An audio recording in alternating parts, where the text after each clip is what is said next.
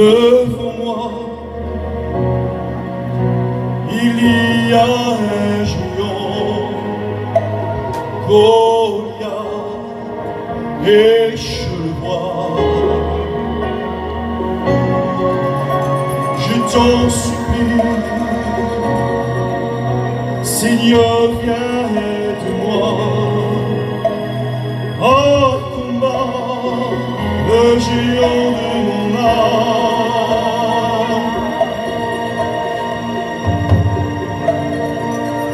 Et avec toi, mon Dieu, je pourrai le combattre et même le terrasser et le gagner.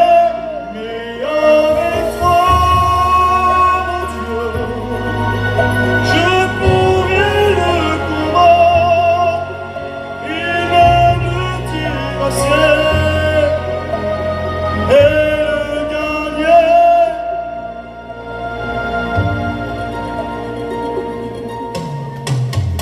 Devant moi,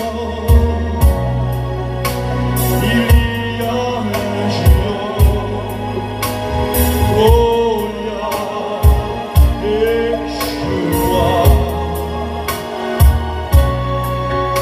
Je t'en supplie, Seigneur, viens aide-moi. En combat, le géant de mon âme.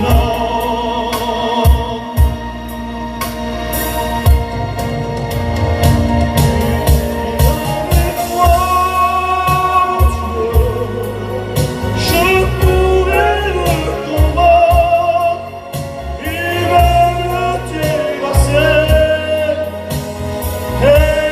gagner.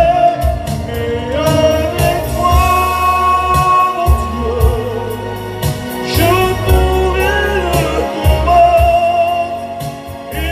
même le terrasser et le gagner.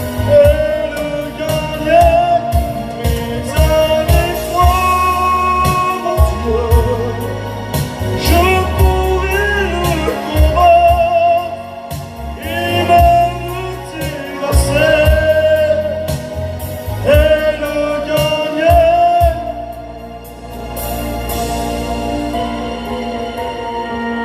Et toi, mon Dieu, je pourrai le combattre et même le terrasser et le gagner. Mais avec toi, mon Dieu, je pourrai le combattre et même le terrasser et le gagner.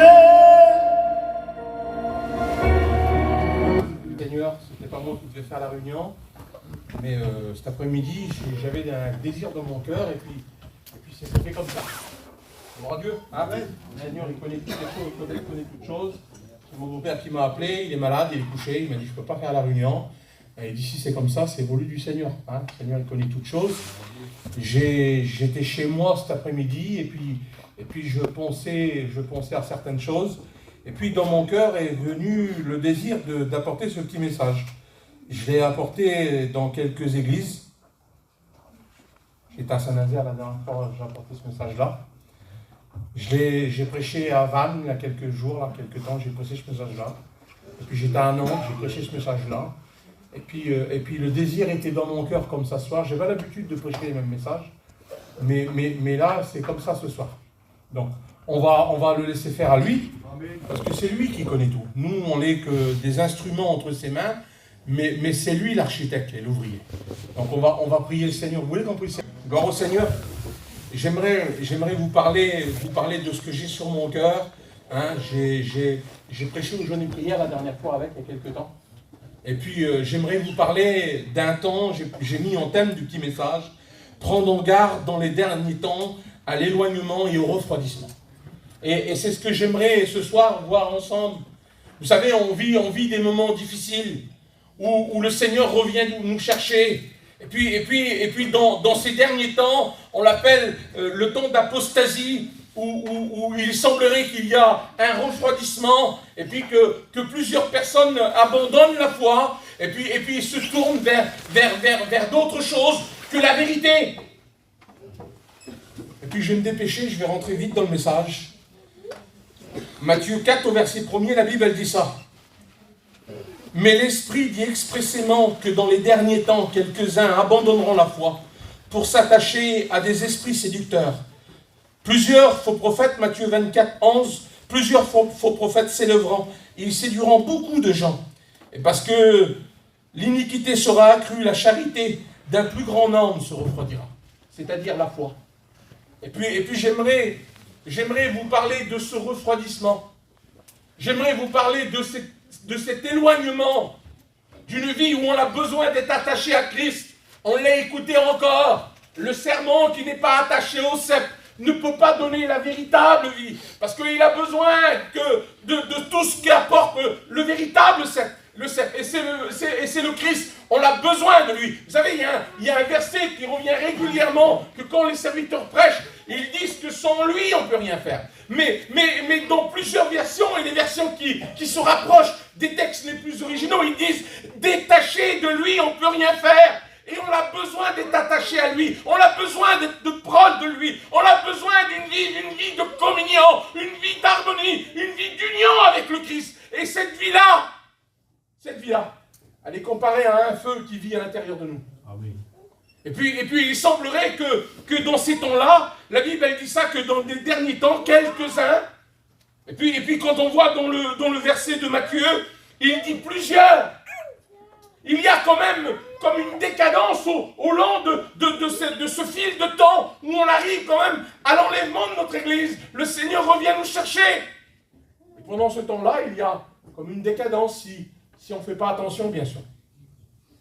Mais si on prend garde, ce n'est pas une fatalité. Si on prend garde à notre vie, il est le véritable feu dévorant qui vit en nous. Gloire à Dieu. Gloire au Seigneur. Matthieu 4 au verset 3. Non, 2 Timothée 4 au verset 3. Il dit, car il viendra un temps où les hommes ne supporteront plus la sainte doctrine, mais ayant la démence des gens d'entendre des choses agréables. Ils se détourneront vers une foule de docteurs, selon leurs propres désirs, détournant l'oreille de la vérité et se tournant vers les fables. Et puis le mot fable, écoutez bien, le mot fable, s'il se détourne de la vérité, écoutez bien, s'il se détourne de la vérité, c'est qu'il se tourne vers quelque chose d'autre. Et puis qu'est-ce qui est la vérité? Le Christ lui-même, il dit, je suis le chemin, la vérité et la vie. Et puis il semblerait qu'on arrive à se détourner d'un message, où ce message essaye de satisfaire nos propres pensées, nos désirs personnels, notre volonté d'accomplir des plans sur cette terre. Et puis on se détourne vers des fables où ce discours nous donne parfois le droit d'accomplir certaines choses qui sont hors la vérité, parce que le Christ il dit « Je suis la vérité » et que le Saint-Esprit nous convainc de péché, de justice et de jugement. Et puis on commence à écouter des fables. Mais qu'est-ce que c'est des fables? J'ai regardé le mot fable, c'est ça, écoutez. C'est de parler en inventant des mots. Et puis quand on regarde dans le monde, là, on voit des hommes qui sont experts. Ils font parler une petite brebis avec un loup. Ou un lion.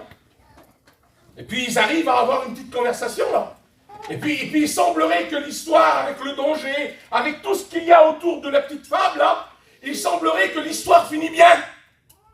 Mais malheureusement, selon la Bible, si on s'attache aux fables, c'est-à-dire aux mensonges du diable, parce qu'il est le père du mensonge, et puis avec toute son expérience qu'il a de mentir aux gens, de leur dire c'est pas grave, de leur dire que tu peux vivre comme tu vis, tu peux avoir une petite passion, l'autre il l'a aussi, il en a une aussi, et puis essayer de nous attirer vers le bas, en essayant de nous dire, c'est pas grave, tu peux t'en sortir comme tu es, reste comme tu es, essaye pas d'évoluer, et puis tous ces fables-là, il nous dit, tu sais, ta décision que tu as là, de ne plus parler à ta famille, de ne plus parler à ta belle-fille, c'est bien, et puis on s'accroche à ces fables-là. Et ces fables-là ne sont pas la vérité. Et ces fables-là font éteindre le feu qu'à l'intérieur de nous. Ces fables-là commencent à essayer de nous éloigner de la présence de Dieu. Éloigner du Christ. Et puis on devient à l'intérieur de nos vies des vases vides. On devient des contenants où il n'y a plus l'essentiel. Vous savez, un contenant où il est utile, c'est quand il est rempli. Comprenez bien? C'est ça. Un vase qu'on met de l'huile, s'il n'y a pas d'huile, elle est où son utilité?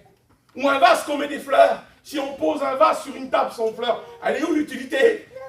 Eh ben, ce temps-là où si on ne prend pas garde et pas attention, eh ben, si on se fie à ces fables-là, on s'éloigne de la vérité. Et puis, vous savez, il y a un homme qui a dit ça il y a quelque temps. Tout le monde l'a vu, le petit mot qui a passé. Hein. Il a dit, il y a dans la Bible ce que les hommes n'aiment pas, la vérité. Parce que la Bible, elle est la vérité. Vous savez, je vais en venir après, écoutez bien.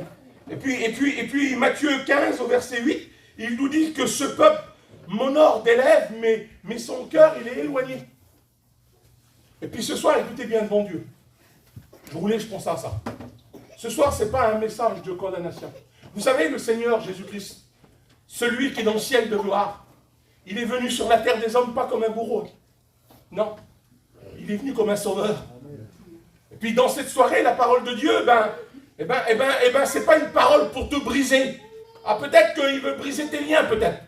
Mais pas pour te briser ta vie. Il veut reconstruire ta vie. Il veut te secourir. C'est inattendu. La parole de Dieu, elle est pleine d'espérance pour les hommes. Et puis moi, j'aimerais vous parler, écoutez bien.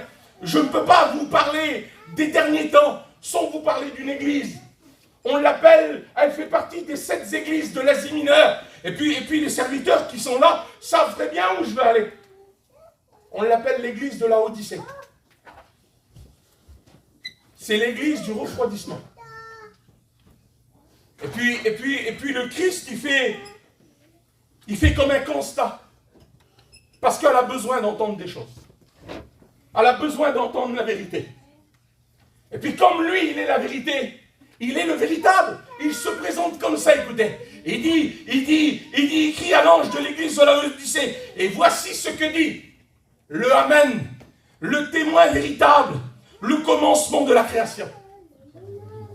Comment essayer? Il y a un texte qui dit ça, écoutez. Comment regimber contre les aiguillons? Mais comment on pourrait faire? Avec le Tout-Puissant, celui qui a créé le ciel et la terre, celui qui a placé les étoiles dans le firmament, celui qui nous a créés, celui qui nous a donné la vie, celui qui a donné sa vie pour que nous, on ait la vie éternelle. Comment on pourrait nier? On pourrait dire non. Puis lui, il dit voilà. Il fait le constat de l'église de la Odyssée. Il dit, je connais tes œuvres. Comment qu'il connaît tout? Il dit, je connais tes œuvres. Il dit, je sais que tu es ni froide ni bouillante. Il dit, puisque tu es froide ou bouillante. Il dit ainsi parce que tu es tiède et que tu n'es ni froide ni bouillante. Il dit, je te vomirai de ma bouche. Et puis c'est comme si qu'il la laisse parler. Et puis elle, l'église de la Odyssée, c'est comme si qu'elle dit, ses arguments à elle.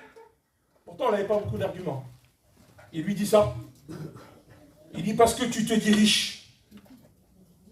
Parce que tu te dis, je me suis enrichi. Il dit ça, écoutez, parce que tu dis, je suis riche. Je me suis enrichi. J'ai besoin de rien. Et parce que tu ne sais pas, il lui dit, que tu es malheureuse, misérable, pauvre, aveugle et dévêtue. Voilà le constat de la vérité. Voilà le constat face à une église qui n'a pas pris garde et qui s'est laissée emporter par les fables de notre ennemi, qui nous dit tu peux faire ce que tu veux, tu peux faire comme tu veux, tu peux aller là où tu veux. Il lui dit ce qu'elle a besoin d'entendre. Et puis peut-être que ce message, écoutez bien, peut-être qu'il n'y a personne comme ça ce soir. Comprenez bien? Il y a peut-être quelqu'un qui est éloigné, on ne sait pas. On ne sait pas ce soir, nous. Il y a peut-être quelqu'un qui s'est éloigné. Parce que le vent contraire sont là, et puis justement, ce feu-là, ce feu de refroidissement qui essaye d'envahir les foyers et les vies, comprenez bien? Parce que c'est ça, hein? Ce temps d'apostasie, c'est un feu de refroidissement qui veut essayer d'incendier tous les foyers, tous les vies. Puis lui, il lui parle, il dit, tu dis. Et puis vous savez, Laodicée veut dire ça, écoutez. Laodicée veut dire peuple qui se dit justifié, ou qui est justifié, ou qui se croit justifié. C'est ça le mot. Et puis des fois on se dit, ben, l'autre il fait bien. Et puis on essaye de se justifier nous-mêmes. On ne laisse pas réellement la lumière de l'évangile pénétrer notre cœur et notre vie, et puis scanner notre vie par le Saint-Esprit, parce que c'est lui qui nous convainc de péché, de justice et de jugement. Vous allez voir où je vais en venir. Et puis la Odyssée, elle veut dire ça, écoutez bien. La Odyssée veut dire siège haut, ou siège élevé. Et puis dans l'histoire, celui qui siégeait sur les sièges, oh là, c'était une personnalité importante. Quelqu'un avec un charisme, un caractère. Et puis là, dans la généralité, là, la plupart du temps, c'était réservé à des juges. À des juges. Et puis les juges, sur la terre d'Osman, il y en a eu plein, comprenez bien. Mais des fois, nous, on les juge de nous-mêmes. On juge nos propres actions. Et puis des fois, on enlève le poids de la culpabilité de ce qu'on a fait à travers notre vision à nous. Et puis on ne laisse pas la parole de Dieu nous juger. Parce que ce n'est pas un jugement, la parole de Dieu, écoutez bien. Il dit, il nous conduira, il nous conseillera. Et puis c'est ce qui fait le Christ. Il nous emmène sur les bonnes voies pour justement qu'on change, qu'on s'améliore. Et puis si on a fait des erreurs, il est capable de nous convaincre de péché, de justice et de jugement, je l'ai dit tout à l'heure. Et puis pour nous convaincre à nous, le Saint-Esprit, il ne faut pas que nous, on s'est déjà convaincus que tout ce qu'on a fait est bien. Parce que sinon, quel travail qu'il va avoir à faire? Il n'a plus de travail. On s'est déjà convaincus nous-mêmes que les actions qu'on a commises, même s'ils ne sont pas bien, on les trouve bien. Parce qu'on a une autre estime de nous-mêmes. Parce qu'on se dit, on est de telle famille, on a de talents. Moi, j'ai un tel caractère, je suis comme ça. Personne ne m'a jamais changé. Ou moi, je suis comme ça, je suis nerveux. Ou alors, moi, il ne faut pas me parler. Et puis, on se donne des raisons nous-mêmes de notre réaction. Et puis, on se juge nous-mêmes. On se dit, tu sais, dans notre famille, on est tous comme ça. On parle tous comme ça. On vit tous comme ça. Ou dans notre famille, nous, on est comme ça. Je ne sais pas, moi, je vous dis des mots, je ne veux pas rentrer dans les détails, comprenez bien. Mais on se juge nous-mêmes. On est l'église de la Odyssée qui est sur les sièges hautes, là. Et que on se dit, on est riche. On s'enrichit. On n'est pas malheureux. On n'a besoin de rien. On n'a pas besoin du Christ pour changer notre caractère. On n'a pas besoin du Seigneur pour nous délier des liens de la terre. On est bien comme on est. Parce que j'ai regardé ma vie et puis je me trouve bien. Et puis je viens en réunion. Mais le ciel est fermé. Ben oui, parce que celui qui nous emmène à la croix, frère et sœurs, vous savez qui c'est? C'est le Saint-Esprit. Mais pour que le Saint-Esprit nous emmène à la croix, il faut l'obéissance. Et pour que l'obéissance, là, vienne accomplir le plan que le Saint-Esprit veut nous emmener à la croix, il faut l'humilité. Et puis quand on se dit qu'on est un homme dur ou une femme qui ne veut pas revenir sur ses décisions. Il y a des gens parfois, ils ne parlent pas à la belle-fille ou au beau-fils depuis 5 ans, 2 ans, 3 ans. Et puis ça reste comme ça. Et puis il n'y a pas d'amélioration parce qu'on se dit, ah, Marc, il est beau. Il est emmerdant, il fume, il boit, je ne sais pas moi. Mais c'est un inconverti, toi tu es une chrétienne. T'as pas raison. T'as pas raison parce que le Christ, il a pardonné tes péchés. Il a pardonné tes péchés. La Bible, elle dit qu'il les a pris au plus profond. Il les a mis au plus profond des mers. Et lui, il les oublie. Et puis toi, parce qu'il t'a marché sur le pied, tu n'oublies pas. Et tu ne veux pas obéir à la voix du Saint-Esprit. Et puis tu te dis ça dans ton cœur. Il dit, moi, je ne céderai pas. Je resterai comme je suis. Il faut que c'est lui qui vienne vers moi. Et puis ça dure depuis combien de temps que tu n'es pas béni? Depuis combien de temps tu attends la bénédiction du Seigneur alors qu'il suffit de faire quelque chose? Il suffit d'obéir à la voix du Saint-Esprit. Et de descendre de la siège haute et de le laisser à lui faire. De regarder vers lui qui a donné sa vie sur la croix du Calvaire, pour que toi, tu puisses siéger un jour sur son trône. Imagine-toi un petit peu que si tu lui obéis sur cette terre, que si tu es un victorieux, il dit à celui qui a vaincu, je le ferai asseoir avec moi sur le trône, comme moi j'ai vaincu. C'est ce qu'il veut, lui. On continue un petit peu. Amen.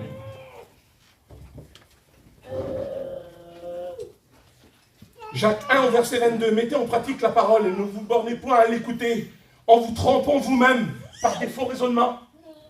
C'est ce que je vous disais depuis tout à l'heure.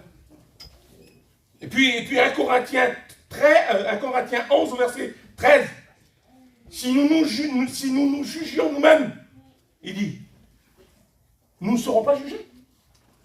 Ben oui. Si toutes nos actions, si toute notre vie, elle passe sur le fil de notre épée à nous, coupe pas l'épée à nous. C'est pas comme ça, Christian. Notre épée à nous, on l'appelle comme ça, un mot comme ça, elle est émoussée. Et puis ce qui nous intéresse à nous, ce qui intéresse la chair, ça coupe pas. On coupe ce qui ne nous intéresse pas. On a vite fait à couper les liens avec des gens qui ne nous intéressent pas. On a vite fait à faire notre choix, à faire notre tri. Mais le Christ il nous appelle à aimer tout le monde. Et il dit, vous saurez que ce sont des vrais adorateurs, c'est bien ça. Il dit à cause de quoi? Si vous vous aimez les uns les autres.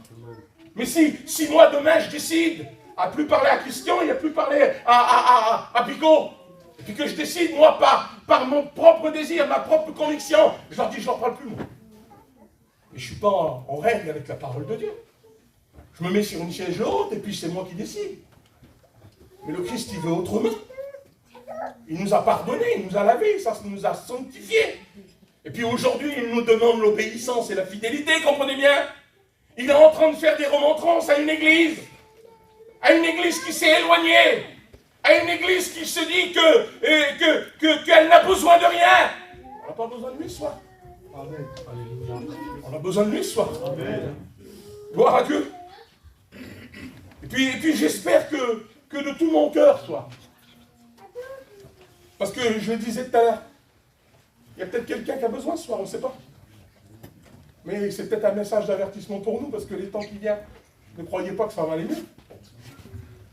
Tout ce qui se passe sur la terre, excusez-moi, je ne vais pas vous faire peur, et puis on le sait, on n'est pas des gens bêtes. Avec le gouvernement, avec les maladies, avec les guerres, ça va aller de pire en pire. Le jour d'aujourd'hui qu'on a vécu, demain ça va être encore pire. Ben oui. Il dit dans les derniers temps, vous verrez des choses que vous n'avez jamais vues. Et puis on commence à voir des choses qu'on n'a jamais vues, à entendre des choses qu'on n'a jamais vues. Et puis ça commence.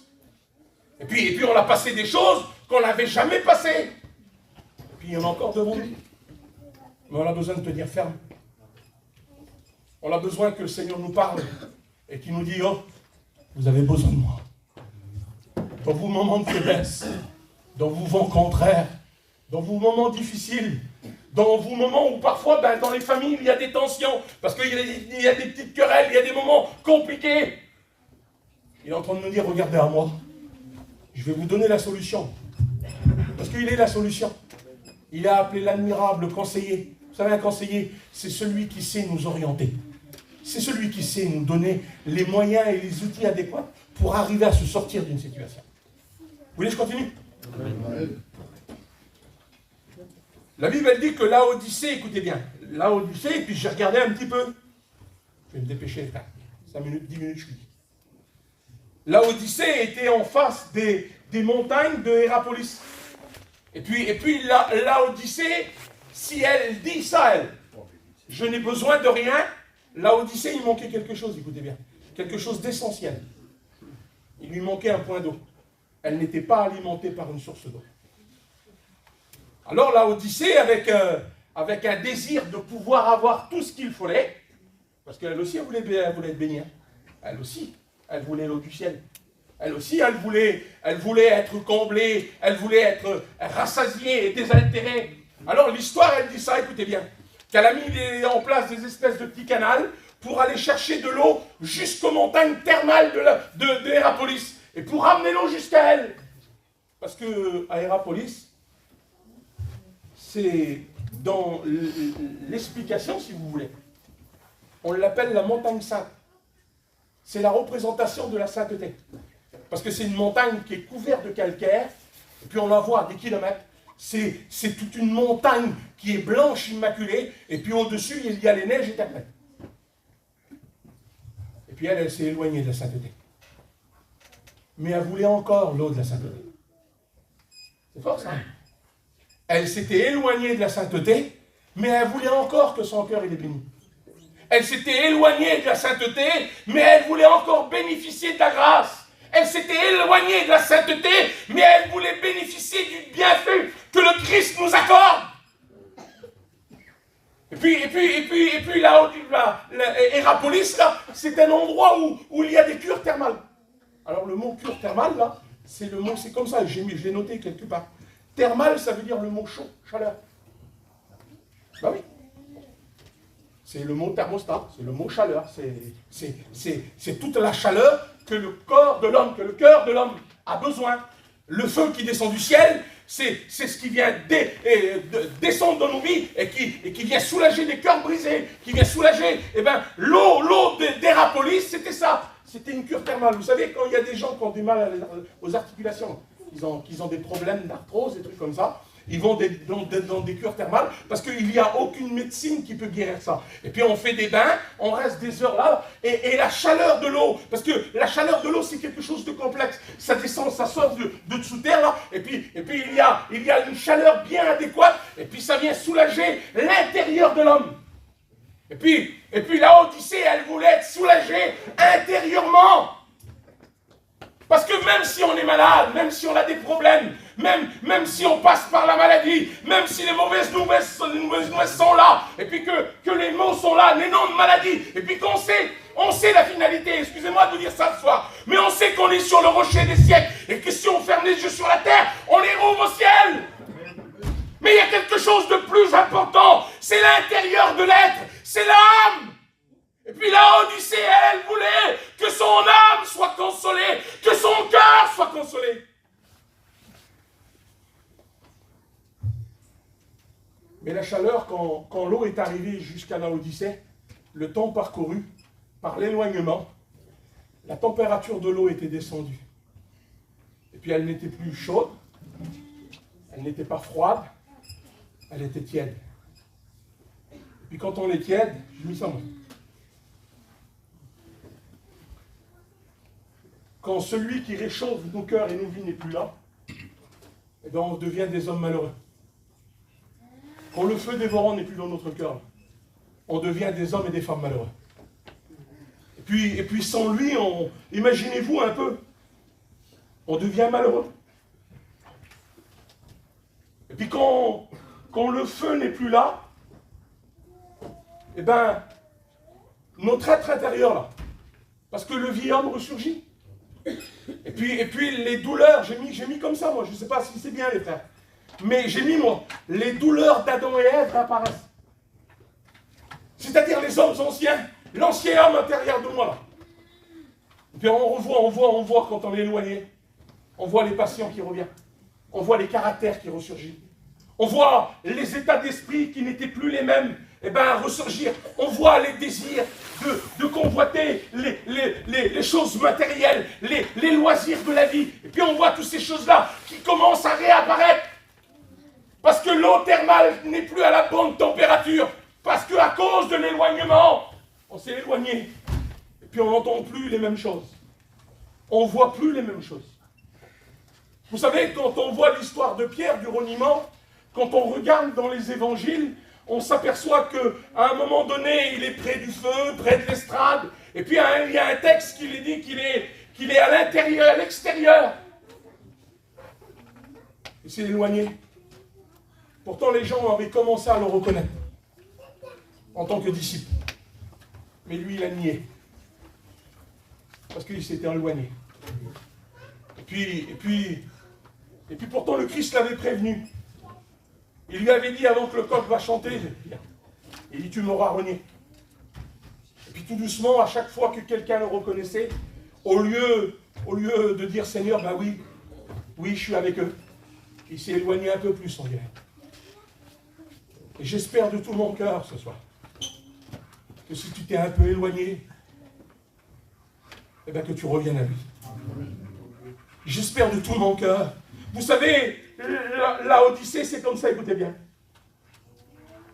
J'ai mis, moi, la température, elle fait renaître justement les douleurs d'Adam et Ève, et ils ressurgissent comme le sens, comme ça, écoutez bien. C'est le mot malheureux.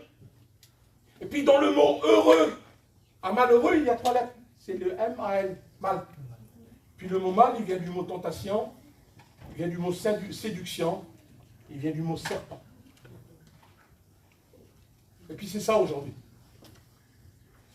Ce moment où on vit, où tout est troublé parfois, il voudrait bien nous paralyser comme ce venin d'un serpent là.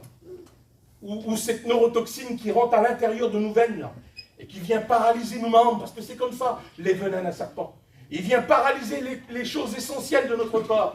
Il vient paralyser les muqueuses de notre corps, ce qui nous fait marcher, ce qui nous fait bouger. La parole de Dieu, elle dit que le véritable trésor d'un homme, c'est son activité. Et puis lui, ce qu'il veut toucher, lui, c'est notre activité pour Dieu. C'est nos moments de prière, nos communions, d'entendre la parole de Dieu, de vivre une vraie vie en lui. Et puis quand le serpent nous a atteints, ben malheureusement, il nous fait mal, comprenez bien. Et puis j'ai mis, moi, le serpent est le symbole du mal. Le mot diable, ça veut dire se lever, écoutez bien. Se laisser apparaître. C'est ça le véritable plan qu'il veut faire. C'est arriver à enlever le feu qui est en nous. C'est ça. Par l'éloignement et le refroidissement, comprenez bien. Puisque le refroidissement est synonyme de... L'éloignement est synonyme de refroidissement. On ne peut pas les dissocier. On ne peut pas rester auprès du Seigneur et être froid, c'est pas possible. Il faut obligatoirement qu'on s'éloigne, mais pour qu'on s'éloigne, là, il faut qu'on vive un moment comme ça, justement. Où on vit dans le trouble. Et puis, on n'est pas vigilant. Et puis on s'éloigne. Et puis écoutez bien. La Bible, elle dit ça. C'est de paraître, de voir avec ses yeux, de percevoir, de savoir, de connaître, de devenir, d'apparaître et de grandir. Voilà ce qu'il veut dire le mot mal. C'est de faire grandir l'homme intérieur. C'est de donner à la chair de voir et de connaître. Et puis, des fois, écoutez bien. Des fois, on voit ça, écoutez bien. C'est peut-être pas le cas de tout le monde. Hein. Des fois, on voit des gens, ils se baptisent, ils ont 15 ans. Ils vivent une vie de Dieu jusqu'à 30 ans. Et puis, de l'éloignement, là, vous savez ce qu'ils font? Ils profitent du monde comme jamais. Personne n'a profité du monde. Parce qu'ils laissent à l'intérieur de eux de voir, de connaître et de grandir dans le monde. Dieu nous appelle à grandir avec lui. Amen. Dieu nous appelle à grandir avec lui. Je vais me dépêcher, les frères, je me dépêche. Le mot, il est comme ça, écoutez bien.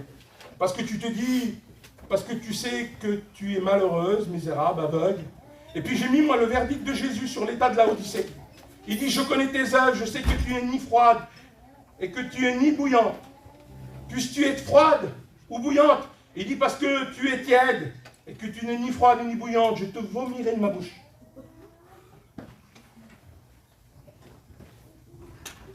Et puis je pensais à ce texte aujourd'hui. J'étais chez moi et puis je pensais à ça, écoutez bien. C'est quelque chose qui me met mal à l'aise de parler de ce texte-là. En vrai, bon Dieu, ça me met mal à l'aise. J'adore la parole de Dieu, je suis comme les frères, mais de ce passage-là, je ne sais pas, il me met mal à l'aise. J'ai du mal à en parler. J'ai du mal à dire que dans l'explication du texte, là, le Le Dieu qui est amour, qui est venu sur la croix du calvaire, qui s'est dépouillé de toute sa gloire, de toute sa beauté, de toute sa magnificence. Il est venu sur la terre des hommes parce qu'il nous a aimés. Il a dit, je viens chercher et sauver ceux qui étaient perdus. Ce Dieu qui est amour et qui a manifesté son amour sur la terre des hommes. Il prend ce texte-là. Il dit parce que tu es froide, que tu es tiède. Il utilise un moment de vocabulaire qui, moi, me met mal à l'aise. Il dit à cause que tu es ni chaude et ni froide. Imaginez-vous la situation. Comprenez ce que je suis en train de vous dire. Je te vomirai de ma bouche. Lui qui est monté sur la croix du calvaire, qui a donné ses mains. J'ai un copain, Tony de Brest, de Bretigny, dit ça. Il dit les mains, ils ont dû taper sur la croix. Tellement qu'il était amour pour se donner. Il y avait des brigands, il a dit, peut-être qu'ils ont mis des cordes aux brigands pour essayer de les clouer, parce qu'ils ne voulaient pas, hein. Mais lui, il a dit, allez-y. Ouez-moi. Parce que je les aime. Parce que je suis nul là. Parce que c'est la finalité de ma vie, de mourir sur cette croix. C'est la fin du plan rédempteur que je suis venu accomplir sur la terre des hommes pour que la porte de la grâce, elle s'ouvre. Et chaque clou que les hommes plantaient dans les mains de notre Seigneur Jésus-Christ, c'était un morceau de linteau, de bois, de la porte de la grâce qui était fixée. Et puis là, il dit, à cause de ton attitude, je te vomirai de ma bouche. Je ne sais pas, moi, là, devant Dieu, Seigneur, je ne sais pas l'importance pour vous à ce texte-là. Un Dieu qui est amour. Un Dieu qui est tout puissant. Écoutez bien, écoutez bien. La parole de Dieu, il l'appelle l'étoile du matin. C'est l'espérance. Et puis la parole de Dieu, il l'appelle le soleil de justice. Puis le soleil de justice, il ne nous concerne pas, nous. C'est quand il viendra pour juger les nations. Ce sera un juge. Mais pour nous, c'est l'étoile du matin. Vous savez, quand il rentre dans la synagogue et puis il dit que l'Esprit du Seigneur est sur moi parce qu'il m'a oint pour annoncer une bonne nouvelle aux pauvres, il ne continue pas. Ben oui, il arrête. Il ne nous parle pas du jour de jugement et tout ça parce qu'il est venu pour nous plein d'amour et il ne nous concerne pas. Et là, il dit ça. À cause que tu ne veux pas changer. À cause que je te parle. À cause que mon Saint-Esprit te parle. À cause que tu as pris position et puis que tu dis, je ne veux pas changer. Eh bien, je te vomirai de ma bouche. Ah, vous voulez que je vous donne une petite explication d'un frère? Je l'ai dit l'autre jour à Saint-Nazaire. Il y a un frère ancien, il a dit ça, quoi. Écoutez, un jour. Il a dit, je vais vous expliquer comment j'ai reçu et comment je vois le texte. Il dit, si c'est comme si que demain j'irai au restaurant et je dirai au monsieur, mettez-moi un steak frites. Et puis le monsieur apporte le steak frites. Il dit, je vais manger. Je mange le steak frites là. Puis du steak frites, après la digestion, il arrive dans l'estomac. Et puis il dit comme ça, écoutez bien. Il dit que le cerveau envoie un message à l'estomac. Puis il dit, écoute, envoie les acides pour consommer le steak frites, pour qu'il se transforme, pour qu'il disparaisse. Parce que c'est ça. Si le monde veut qu'on apparaît, si le monde qui veut qu'on grandisse, la Bible elle dit que lui, vous savez ce qu'il veut? Il dit, fais-moi de la place. Si tu m'as fait 50%, j'en veux 100%. Si tu as encore des choses, eh ben fais-moi de la place pour que moi je m'établisse. Puis là, l'estomac est plein. Puis les acides de l'estomac, ils viennent rencontrer le steak frites. Il dit, voilà, vous êtes rentrés dans le corps, parce qu'on est le corps de l'église. Hein. Puis il dit, voilà, dans le corps, il n'y a pas de personnalité. Il n'y a pas de fort caractère. Il n'y a pas de patient. Il n'y a pas de tête dure. Il n'y a pas plus qu'un que l'autre. Tu vas être transformé et le corps va bénéficier de ce que tu peux lui apporter. Ben oui. Si Dieu t'a confié un talent, c'est pour l'église. C'est pour ça, non? C'est pas pour nous-mêmes. On a besoin de le mettre au service de l'église. Et puis le steak frites, il réfléchit bien, il dit non. Non, non. Moi, je reste steak frites. Je participe pas. Je ne disparaîtrai pas. Je ne peux pas disparaître. Parce que moi, je suis un homme terrible. Moi, je parle bien. Moi, je témoigne bien. Moi, je chante bien. Je chante mieux que tout le monde. Et puis, tu peux mettre ce que tu veux. Tu peux mettre ce que tu veux. Je connais mieux que tout le monde. Je témoigne mieux que tout le monde. Ben oui. On se laisse guider, les frères. Faut pas me laisse guider 5 minutes, je finis. Et puis le steak frites, il dit non. Et puis l'acide, elle dit ça. Elle retourne, elle envoie un petit message au cerveau. Puis elle dit au cerveau, elle dit voilà, il ne veut pas changer. Comment? Comment il ne veut pas changer?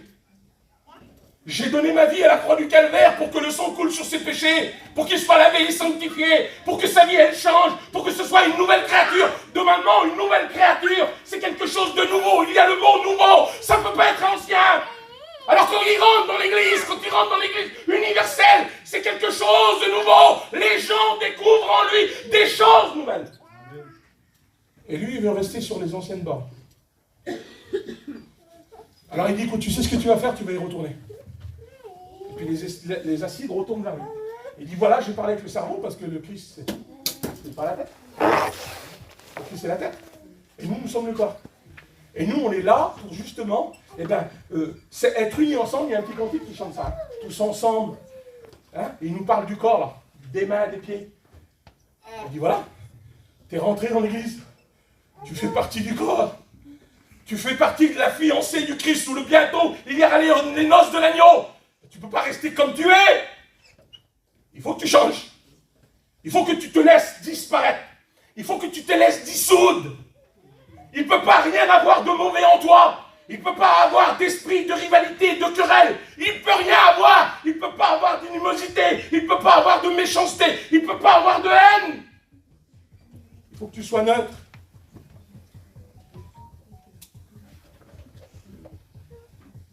Et puis lui dit non. Je reste comme je suis. Alors encore une fois, la petite acide avec nos cerveaux, ça fait 2 fois. Et la Bible, elle parle de 3 fois. C'est ça les frères, ne me trompe pas. Elle parle d'aller vers les frères 3 fois. Alors le cerveau, rempli d'amour, le Christ, il dit, tu peux lui retourner encore une fois. Essaye. Et puis elle retourne encore. Et puis le Saint-Esprit parle. Il dit, tu sais, ton caractère, à la croix du calvaire, tu peux tout changer. L'amour qu'il a déversé sur la terre, c'est pour changer l'humanité. Il peut te changer. Il peut. Tout est possible à celui qui croit. Puis le Saint-Esprit parle à son cœur et puis il dit non. Moi je ne changerai pas parce que j'ai un caractère dur. Je suis dur, je suis difficile. Je suis dur à être béni. C'est pas que tu es dur à être béni. C'est que tu ne veux pas t'humilier. Si tu t'humilies, la Bible elle dit ça. Que l'humilité, elle fait quoi, bébé? Elle procède la gloire. Et n'oublions pas que le Christ a dit ça. Père, la gloire que tu m'as laissée, qu'est-ce qu'il a fait? Il nous l'a laissée. La gloire que tu m'as donnée, je l'aurais laissée. Eh bien, si tu veux être un enfant de gloire, porter la gloire que le Christ a laissée sur la terre des hommes, pour un jour l'emmener jusque dans ce ciel, en déposant cette couronne, et que tous les hommes vont lui rendre cette gloire. Il faut que tu changes. Il faut qu'on change. Et puis lui, il dit non, je ne changerai pas. Je vais terminer les frères. Je sais que je suis lent, mais il faut que je termine mon petit message. Il dit non, je ne changerai pas. Et puis la parole de Dieu, elle dit ça. Elle dit parce qu'à cause que tu es tiède, je te vomirai. Et puis j'étais chez moi cet après-midi, écoutez bien. J'étais chez moi, et puis je pensais à ça. Je pensais au mal-être que le Seigneur subissait à cause de ça. Parce que quand on expulse quelque chose de notre estomac, frère et sœurs, je vais vous parler comme ça, je n'ai pas d'autres mots, eh bien ça nous met mal à l'aise. Ça a un effet sur notre corps. Et puis imaginez-vous que notre Seigneur Jésus-Christ, parce qu'il a souffert à la croix du calvaire, eh bien ce qu'il est en train de lire, là, ce qu'il est en train de dire, ce que la Bible elle dit, ça le met mal à l'aise. Parce qu'il est malade d'amour pour nous. C'est ça, hein, le livre des Cantiques, il dit « Je suis malade d'amour ». C'est ça, normalement. Et puis là, ça est en train de le rendre malade à lui. À lui qu'il est obligé de son corps d'enlever des choses. Parce que l'obéissance et l'humilité, elle n'y est pas. Parce qu'à cause de tout ça, on s'est éloigné du feu véritable. Et puis on s'est éloigné à un tel point que le feu qui consumait en nous s'est éteint. Et le feu du refroidissement a embrasé notre vie. Je termine, les frères. Je vais fermer ça. J'ai mis ça, écoutez bien. J'ai mis, moi, mais c'est pas fini, il y reste encore de l'espoir. Gloire à Dieu. On ne peut pas terminer comme ça, écoutez bien. Si ce message-là prévoit peut-être dans les temps à venir qu'on a besoin de prêter attention dans l'œuvre de Dieu, parce qu'on est tous vaillants, parce qu'on essaye de faire au mieux, mais parfois le diable il fait qu'il nous met des pièges, et puis qu'à cause de ça, on s'éloigne tout doucement, et puis après, avec le refroidissement, avec le moment de trouble, on s'éloigne et on s'égare. J'ai mis, moi, c'est pas fini. Si le feu du refroidissement veut embraser notre vie, il y a quelqu'un qui peut venir à notre secours ce soir. Hein? J'ai dit ça l'autre jour, la dernière fois. J'ai regardé une petite émission, et puis c'était dans le sud, là. Il y avait le feu dans la garrigue, là. Tout était en train de prendre feu, des hectares et des hectares. Puis les pompiers, ils étaient là, avec les lances, les canadaires, tout ça. Et ils essayaient de contenir, mais le vent était fort. Et puis les flammes de feu ont arrivé, ils faisaient voir avec la caméra, jusqu'à des quartiers de maisons, des petites résidences. Et puis le feu était tellement proche que les gens des résidences sont venus par les pompiers là. Et puis la caméra, elle était là. Ils ont dit, monsieur, c'est tout ce qu'on a. Il dit, toutes mes souvenirs, il y avait un vieux radio. Et il disait, mes enfants sont tranquilles. Et puis comment je voyais ma vie à moi? Comment je voyais mon cœur? Parce qu'il faut s'identifier à la parole de Dieu. On n'est pas des gens qui disent ça c'est pour l'autre et ça c'est pour l'autre. Non, la parole de Dieu, elle parle à nos vies, à nos cœurs. Moi, le petit message là, eh ben, j'en prends pour moi, parce qu'on a besoin de veiller et prier. Il a dit, j'ai tout dans ma petite maison, j'ai que ça. Tout est là, tout l'héritage de mes enfants, tout ce que j'ai préparé pour mes enfants, tout est là. Et les flammes de feu venaient. Puis les pompiers se sont regardés entre eux là, et puis ils ont dit, on va appeler quelqu'un. Et devant Dieu, je croyais qu'il allait venir un camion américain, moi. Vous avez vu les camions américains avec les grandes échelles là? Et puis un monsieur descend, Superman, bah oui, pour arrêter un feu comme ça. Ça faisait une semaine qu'il prenait feu. Et puis ils essayaient de le remplir. Et il est venu, vous savez quoi, il est venu? Avec un kangourou. Un petit kangourou rouge là. Il avait juste une petite lumière bleue en haut. Il a descendu, il a regardé le feu, il a regardé les gars qui étaient là, il a dit suivez-moi. Et il a monté la ligne comme ça là. Il y avait la forêt de ce côté-là qui n'était pas encore brûlée, les maisons, et le feu venait. Et il a monté. Il avait une espèce de petite hache, il a coupé des branches, et il a fait poser une petite sillon comme ça. Et il a retourné dans l'auto, il a ouvert la malle, vous savez ce qu'il a pris comme ça? Il a pris des bidons d'essence comme ça, de 20 litres. Un bidon en tôle rouge, puis il a sorti ça. Et puis il a rempli la petite rigole jusqu'en haut. Et vous savez ce qu'il a fait, le pompier? C'est pas possible ça. Il a allumé le feu. Le buisson, comme on voit, toute la petite rigole, elle s'est allumée là. Jusqu'à traverser, jusqu'à l'autre route là. Et puis le feu, il a pris feu. Et puis c'est ce que le Christ veut. Si le feu a diminué dans notre vie, et que le feu du refroidissement commence à atteindre nos maisons, eh bien il faut appeler le super pompier. Celui qui est le feu dévorant. Et puis il est descendu en bas, et puis les journalistes étaient là. Puis ils ont dit, vous croyez, ça va faire quoi là? Il a dit, vous allez voir. Et puis le vent a soufflé. Le Mistral. Il a emmené le feu, il a emmené le feu, il a emmené le feu là. Jusqu'à le petit feu qu'il avait allumé, le monsieur. Mais le feu qu'il avait allumé, il le contenait, lui. Parce qu'il avait coupé les arbres. Et puis il a dit, vous savez ce que c'est? C'est un feu de stratégie. Puis quand les flammes sont venues, quand les flammes de la destruction, quand les flammes qui venaient là, qui étaient dangereuses, quand le temps de refroidissement était là, contre le véritable feu, le feu qui était contenu, le feu de la stratégie, le feu qui est descendu du ciel de gloire pour accomplir un plan rédempteur. Et bien le feu de la froideur, vous savez ce qu'il a fait? Il s'est éteint. Et lui, le petit feu qu'il avait allumé là, a arrêté tout ce grand feu là. Les petits gradiers sont sortis dehors. Je ne peux pas vous expliquer. Leur maison était sauvée. Leur vie était sauvée. Tout ce qu'ils possédaient dans leur vie, là, c'était ce feu-là, c'était cette maison-là. Et tout était sauvé. Et puis cette histoire me rappelle une histoire, écoutez bien. Me rappelle une histoire, on le trouve dans le livre de Nombre, au verset 21. Vous connaissez cette histoire? Nombre 21, verset 6. Le peuple était dans le désert. Puis la Bible dit qu'il y avait des serpents. Puis ces serpents-là, qui quand ils venaient piquer les gens, la Bible dit que beaucoup sont morts. Et puis les gens se sont plaints à Moïse. Ils ont dit, Moïse, il faut faire quelque chose. Et puis la Bible dit que Moïse et que l'Éternel parle à Moïse.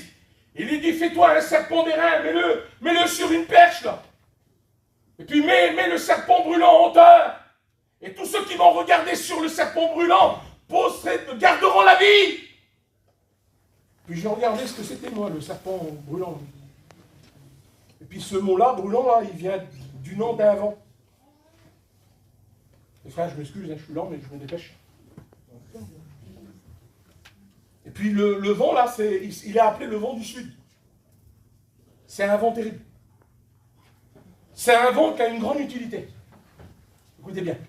Selon l'histoire, l'histoire a dit que quand quelqu'un recevait en héritage des terres, et qu'il n'y avait pas moyen de les cultiver, parce qu'il n'avait pas tout ce qu'il fallait pour arriver à les entretenir ou les préparer à la moisson, l'histoire, elle dit ça. Elle dit qu'il se mettait à genoux et à prier Dieu d'envoyer le vent du sud. Le vent du sud était nommé le vent Urus. Écoutez bien. L'histoire, elle dit que ce vent-là, quand il passait dans une plaine ou sur une terre, il était capable de brûler toutes les mauvaises herbes, tout ce qui empêchait à avoir une terre qui était cultivable. Non seulement ce qui paraissait au-dessus de la terre, mais la chaleur était tellement intense, elle chauffait tellement fort la terre, que les racines étaient brûlées aussi, et la terre devenait purifiée, la terre devenait pure. Et si tu regardes à lui, eh bien laisse-moi te dire que le feu dévorant va descendre dans ta vie, puis il va brûler ce qui est visible extérieurement, peut-être ton caractère ou ta façon de faire, mais il est capable d'aller dans les petits tiroirs de ton cœur, dans les petits coins cachés, là où personne ne voit rien, mais lui il voit tout, il sait que ça te freine, ça te ralentit et ça t'éloigne, mais le vent vient et il veut purifier ta terre. Il veut rentrer dans les profondeurs de ton cœur. Comme le vent du sud, arriver à pénétrer à l'intérieur de la terre pour enlever les mauvaises racines, les mauvaises choses. Il est capable de bénir ton cœur. Il est capable de rentrer à l'intérieur de ta vie. Le vent du sud, il était le synonyme de chaleur. Le vent du sud, là, il était synonyme de la consommation par la chaleur. Le vent du sud consumait tout par le feu. Le vent du sud était synonyme de combustion. Vous savez, la combustion, ce que c'est? C'est quand on met de l'essence sur un feu et quand on l'allume avec un briquet. Vous aurez beau avoir l'essence, 10 litres d'essence, si vous n'avez pas le briquet, vous n'allumerez jamais rien de votre vie. Mais si vous avez le briquet et vous n'avez pas l'essence, vous ne pouvez pas allumer non plus. Il est le feu dévorant. Il frappe à la porte des cœurs. Si tu ouvres ton cœur, il va venir allumer dans ta vie, là. Il va y avoir une combustion. C'est ça, hein? C'est ça. Mais il n'est pas seulement la combustion. Il ne fait pas une flamme, le Seigneur, et puis s'en aller. Non. L'essence, vous mettez un gobelet d'essence, vous l'allumez, 2 secondes après, tout est éteint. Mais il est le synonyme aussi de combustion. C'est-à-dire que quand il s'installe, le feu dure. Le feu dure. Il brûle et il brûle et il brûle. Et puis tant que tu viens au pied de la croix, tant que tu demandes, et la Bible dit qu'il renouvelle nos forces chaque matin, tant que tu viens à lui, le feu il se consume dans nos cœurs. Alors, dans cette soirée, écoutez bien, dans cette soirée, je termine là. Le conseil de Jésus pour l'église de la Laodicée pour son rétablissement. Il lui dit ça, écoutez bien. Il dit, je te conseille d'acheter de moi de l'or éprouvé par le feu. Il faut que notre vie, elle soit éprouvée par le feu. Pas par le feu du refroidissement, hein, ni par le feu de l'éloignement, mais le véritable feu de stratégie. Ce feu qui est descendu du ciel, qui est venu s'allumer sur la terre des hommes. Vous savez, il disait ça, Payan, il disait que que le mont Morija, c'était ça, hein, les frères, hein, il disait qu'il y avait des arbres, et quand le feu on prenait, ou quand il y avait des feux d'allumés, il dit il y avait un parfum qui se dégageait, et ce parfum se propageait dans toute la contrée. Mais il disait ça, païen, lui. Il disait un jour, un homme lui montait à la croix du calvaire, et le parfum de son amour a été propagé pour l'humanité. L'humanité tout entière. Cet amour a été déversé dans les cœurs. Et puis il lui dit,